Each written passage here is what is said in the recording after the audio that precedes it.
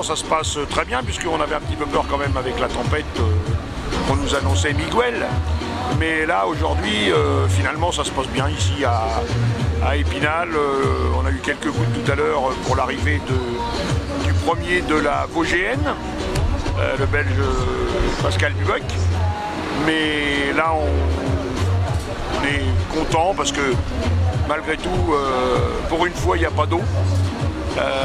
Et on va avoir un très beau Français, Jean-Marie Rouault, qui avait déjà gagné en 2013 le Paris-Colmar, qui normalement, sauf incident, devrait remporter cette nouvelle édition de Paris-Alsace entre Neuilly-sur-Marne et Ribeauvillé, avec une belle prestation sur l'ensemble de la compétition. Il est parti très vite. Il nous a fait pratiquement 2 heures d'avance sur les premiers PC. Et puis sur la fin, ayant assuré la victoire, il a un petit peu mis le frein. Et aujourd'hui, là ce soir, il va arriver dans les délais, exactement comme c'était prévu. Je pense en très bonne santé, avec des pieds en bon état. Et demain matin, il sera en pleine forme pour redémarrer de plein fin et aller à Ribeauvillé pour gagner. On attend les Vosgiens aussi, Michael Jacquemin, Johan Ballan sur la Vosgienne, c'est ça, hein? Tout à fait. Alors on a les deux Vosgiens, c'est comme ça qu'on dit je pense. C'est ça. Les 2 Vosgiens sur la Vosgienne qui nous ont fait une belle démonstration. Parce que il n'avait pas la force, on va dire, ou l'habitude pour pouvoir se mêler à la lutte des premiers, de la mythique. Donc ils ont décidé, et c'est une bonne chose, suite à notre décision d'ouvrir l'épreuve qu'on appelait féminine avant, aux hommes, puisqu'on est passé à la mixité complète. Donc les hommes ont pu participer à la Vosgienne, et donc nos 2 Vosgiens vont nous faire une belle perf là sur cette épreuve. Je veux aussi signaler qu'il y a un 3e Vosgien, Damien Maldémé, qui est sur la Nocéenne et qui est pour l'instant en tête, et je pense que, j'espère, ou je souhaite qu'il soit aussi le vainqueur demain à Ribeauvillé. Bon, il y a un événement, c'est que le quintuple vainqueur Dimitri Osipov ne s'est pas aligné. Qu'est-ce qui s'est passé? Alors le quintuple vainqueur des Paris Ribeauvillé, Paris Colmar n'était pas là. Pourquoi? Vous savez, c'est pas compliqué à comprendre.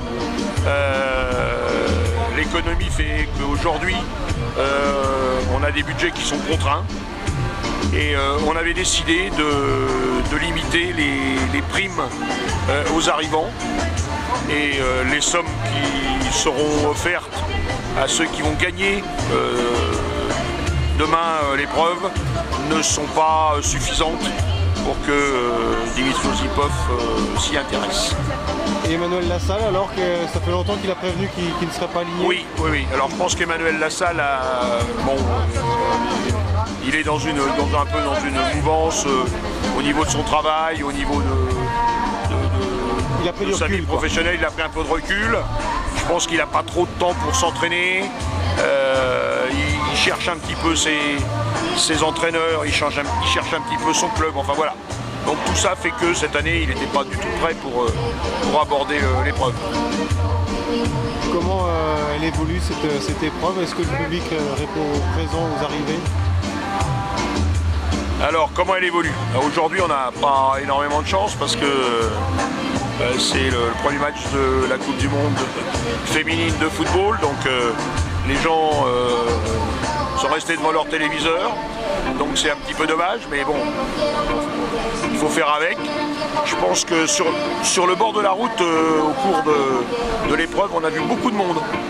On a vu beaucoup de monde, des gens qui étaient là, assis sur des fauteuils, qui regardaient, qui encourageaient les marcheurs.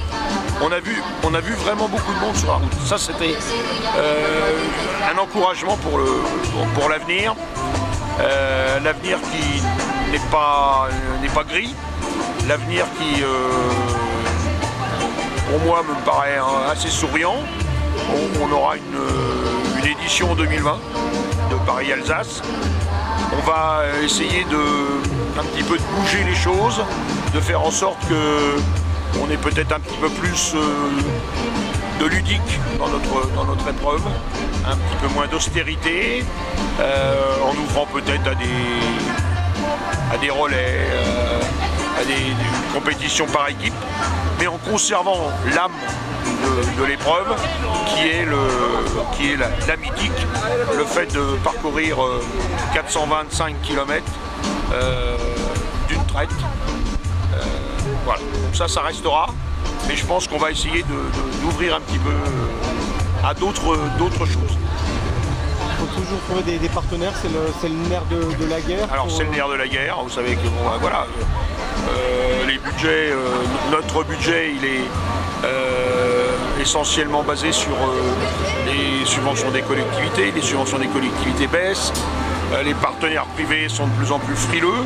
C'est très compliqué de monter une épreuve comme ça.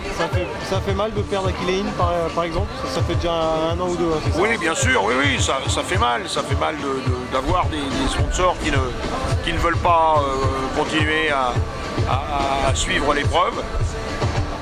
C'est pas grave, c'est comme ça, c'est la vie, on en cherche d'autres, on en trouve d'autres. Ce qui est important, c'est que l'épreuve continue à vivre, que les marcheurs soient là, d'en trouver de plus en plus et de faire en sorte que cette épreuve créée en 1926 perdure dans le paysage sportif français. Est-ce qu'il y a besoin d'une vitrine? On parlait du Diniz qui aurait pu venir donner un coup de main peut-être plus tard. Est-ce qu'il y a besoin d'une vitrine pour le rendre plus attractif? Alors une vitrine pourrait effectivement nous apporter un plus. Je pense que Johan a des objectifs qui sont très clairs. 2020 c'est les Jeux Olympiques. C'est le seul titre qui lui manque. Donc il va faire les Jeux Olympiques. Il va se battre pour être champion olympique sur 50 km. Après, je pense qu'il pourra nous apporter beaucoup au niveau de la marche, que ce soit la marche de vitesse, mais aussi la marche de grand fond, de par sa présence, de par sa notoriété, de par son aura, pour aider justement à ce que la marche de grand fond perdure, continue et soit peut-être de plus en plus médiatisée.